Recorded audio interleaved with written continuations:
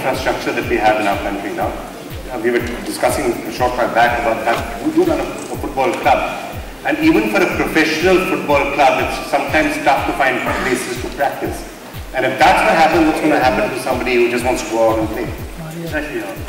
I've had the good fortune of managing and owning the Mumbai City Football Club. It's a huge platform in the ISL. I think football is such a growing sport now in the country. And you get the best of players from all over the world, you get the best managers. But when they come here, they don't know where to play because there's no ground. If my team is staying in Lower Parel, they have to drive all the way to Vashi. That is Father Agnes ground, because the only ground that they can play is Cooperage, and that's artificial ground. So you actually play the sport on real ground. From Parel, they're going to Vashi to play the one kind of football because there's no way to play. Tighter as you are in Bombay. Did you have a problem, or did you say this is easy, this is a breeze? You know, fortunately or unfortunately, it's an occupational hazard for me to be fit.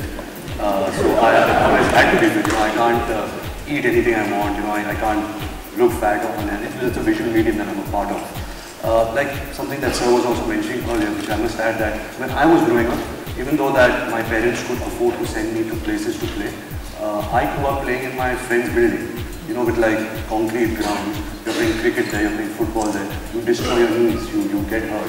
You know, then there is a certain fear that also happens with a certain sport. You don't push yourself that much. Sorry, this was just to go back to what you were saying. I just wanted to add that. But yes, you know, every film has its own challenges, its physical challenges.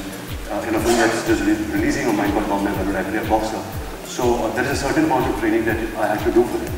But if I had implemented that in school itself, if I had done extracurricular activities like boxing, swimming, you know, and other sports, which are not the generic sports that, you know, people expect children to play, I think it would have really helped me. Yeah. Well, okay, we might be using some of the statistics they're getting from here. That's what you do also, 1.5 hours, 3 hours, 6 hours, come on, you can come 7 hours, how many hours? To be honest, like I run for like 3 kilometers on the treadmill and I'm tired. You know, so unfortunately for me, I'm a cigarette smoker. So I think the 100-day challenge that I want to give myself is to quit smoking. And,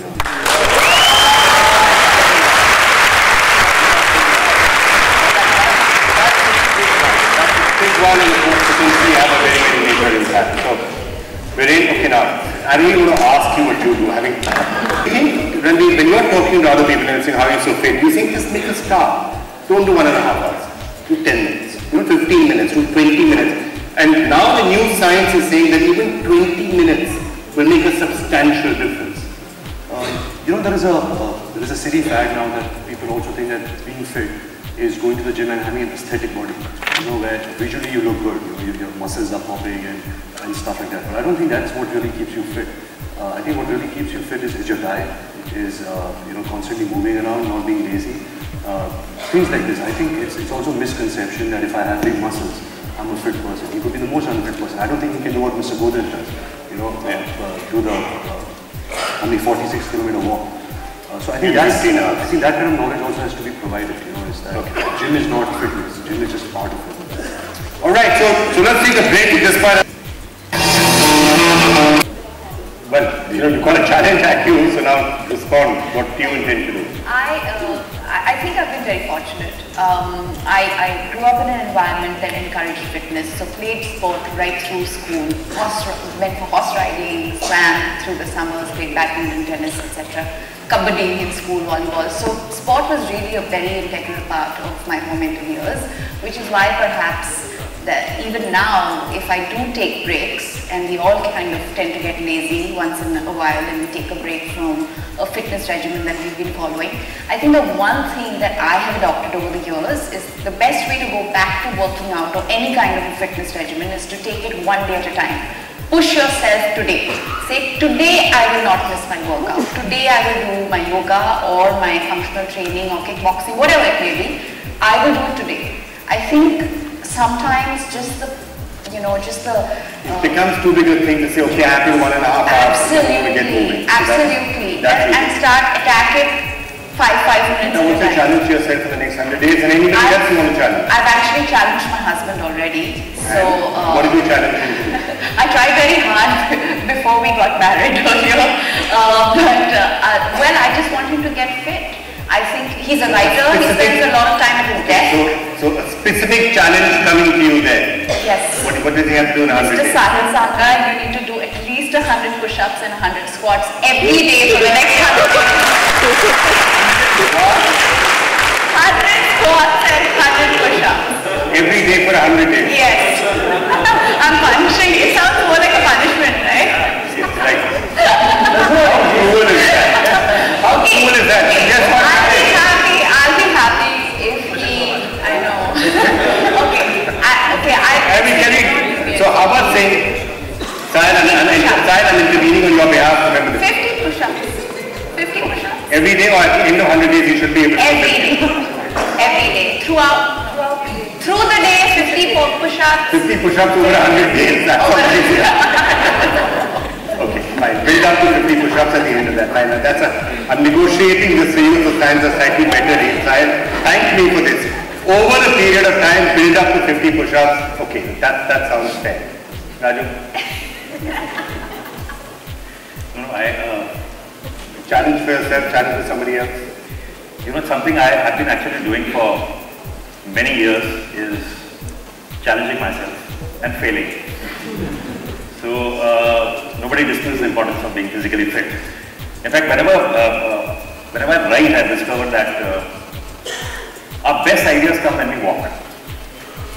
In fact, Abhijat Joshi, when we write together, the days when we unknowingly walk for 7 hours, because great ideas are coming and we don't want to stop. So there's no dispute on when something happens within our bodies when we do some kind of physical exercise. But the problem is actually, most of these things are boring. You know, going to the gym is very boring. Doing the 50 push-ups is very boring. Being on a treadmill is boring. So, whenever I play a sport, I feel that somewhere it's really competitive. So I love to play badminton. It's not that I do it very often, but I make sure that 4 days a week. So how about I have a challenge for you? 100 days from now, you beat Saina Nehwal. Okay, I'm exaggerating a bit.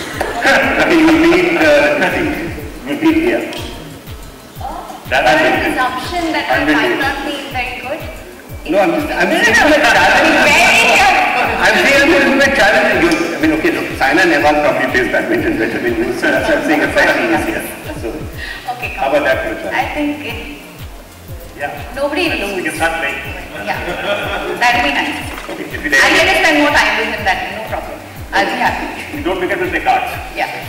Lanesh, I want to just come back. The truth is that once you do actually get yourself to play a sport or dance or do anything which is physically active, you discover new boundless energy. You actually have more time, you suddenly have more hours in the day, you feel like you're not agreeing with me. But this is something that I've discovered, and I think, okay, I have an example of a hairdresser who's been working with me for many years, and she was overweight, very, very overweight, and she's lost about 15 kilos over the last 4 months, and it's been really a mind shift. She's become more aware of what she's eating. So it's not about, I will not eat this, I will not eat that. It's just becoming aware of what you're putting inside your body, and also becoming aware of how mobile and how active you are. Right. So she wears a pedometer, she counts her steps. She's more interested in ensuring that she's physical movement. Give it some priority. Is that everything? You know, gradually, actually, all of us become aware when our bodies start, you start feeling stressed or you start feeling irritable. Everything boils down to realizing that there's something wrong with our bodies. But I'm saying, if we really teach our kids to start from an early age, which I guess is this initiative, because when we were growing up, I don't think there was major emphasis on, nobody really thought of what food to eat or how to exercise. If we did, it was okay. If we didn't do it, was okay. But if we actually started right from the beginning, because our schools are, still teaching us how to make a living. No school is really teaching us how to live. If they teach us how to live, physical activity will become a very important part of that life. If they teach us happiness,